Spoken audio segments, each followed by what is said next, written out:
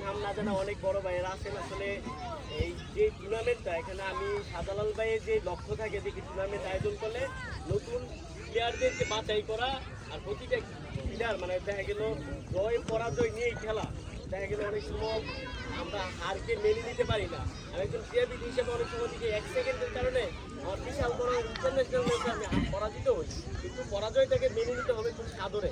আর আজকে এখানে আমি বাইকের প্রতি একটা রিকোয়েস্ট করবো, আমাদের এই চরাঞ্চল ক্রীড়ার প্রতি অনেক একটা ক্রীড়া অঞ্চল হিসেবে সুপরিচিত।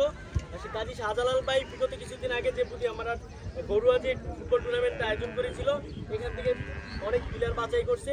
আজকের যে নদীপুরা যে আজকের এই টুর্নামেন্ট, রাজ্জাক ভাইয়ের কাছে আমার বিশেষ অনুরোধ থাকবে এখান থেকে প্রতিটা গ্রাম থেকে 2-1টা করে প্লেয়ার বাছাই করে আমরা যেন জেলা লিগগুলো খেলতে পারি, এইভাবে তরুণদেরকে তৈরি করবে এই আশা ব্যক্ত করে আমি সবাইকে ধন্যবাদ জানিয়ে শেষ করতে। আসসালামু আলাইকুম। আজকে নজরপুর শহীদ টুর্নামেন্ট আয়োজন করেছেন আমার স্নেহভাজন আব্দুল রাজ্জাক ফকির। উনি একজন আসলে এই খেলার তিনি অনেক দক্ষতা এবং উনি একজন প্লেয়ার।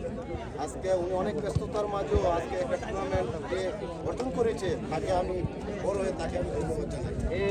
আর বিশেষ করে শুধু টুর্নামেন্টের ফুটবল খেলা দেখাটা আমাদের বড় বিষয় না, আমাদের অনেক অতিথি অনেক গ্রাম থেকে খেলা দেখার জন্য আসবে, তাদেরকেও আমরা সুন্দর একটা পরিবেশ দেওয়ার চেষ্টা করব। আমাদের উপদলের যে প্লেয়ার আছে তাদেরকেও আমরা বলবো তারা কিন্তু আমাদের মেহমান, যে দেখা টুর্নামেন্ট রেখেছে তাদের সাথে আমরা কোনো খারাপ কোনো আচরণ না করি।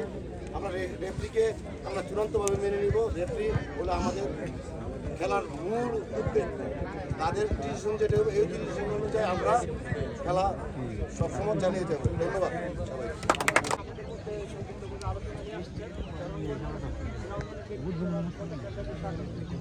আসসালামু আলাইকুম। তো আমাদের একটা কিন্তু খুশি সংবাদ পেলে যা যে ব্যস্ততা লোক রাজ্জাক ফকির এই টুর্নামেন্টের চিন্তা ভাবনা কীভাবে আসলো, এই লোকের ফোনে ঠিক মতন পাওয়া যায় না, এই লোকে টুর্নামেন্টের আয়োজন করছে।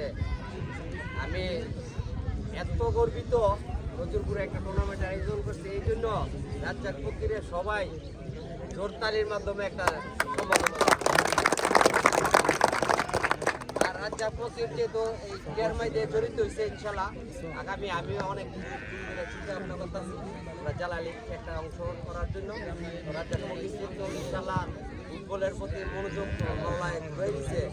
তো আপনার কোনো জ্বরের প্লেয়ারের কোনো চিন্তা নাই, প্লেয়ার নো টেনশন, মানে নো টেনশন। আমরা এবার জেলা লিগ পুরো শহরেতে একটা জেলা লিগ অংশগ্রহণ করার চিন্তা আমরা করতেছি। আর বিশেষ করে হলো চম্পকনগরের টিম আর হলো নজরপুরের টিম। আমরা লেফারের সিদ্ধান্ত চূড়ান্ত সিদ্ধান্ত, মাঠের ভিতরে বডি টাচের খেলা মানে ফুটবলের বডি টাচ। আমরা এই জিনিসটা চিন্তা করবো। লেফারি ডিভিশন হলো চূড়ান্ত ডিভিশন, লেফারি কারে কার্ড দিতেছে, লেফারি হলো 2 চোখ। আমরা বাইরে যারা আছি তারা হলো 100 চোখ। মানুষ মারতে ভুল হইতে পারে, লেফারি যেটা কন্ট্রোল না করতে পারবে সেটা এখানে কমিটি আছে, কমিটি কাছে আবেদন করবে। আমরা নিজে নিজে কোনো যাতে বিচার না করি।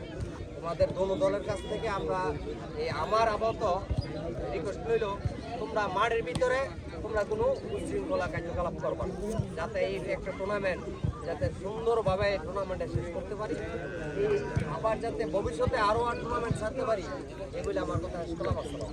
লেফটিতে থাকবে, লেফটি খেলার ভিতরে সবাইকে বিশেষভাবে অনুরোধ করছি, সবাই মাঠ থেকে বেরিয়ে যান খেলোয়াড় বাদে।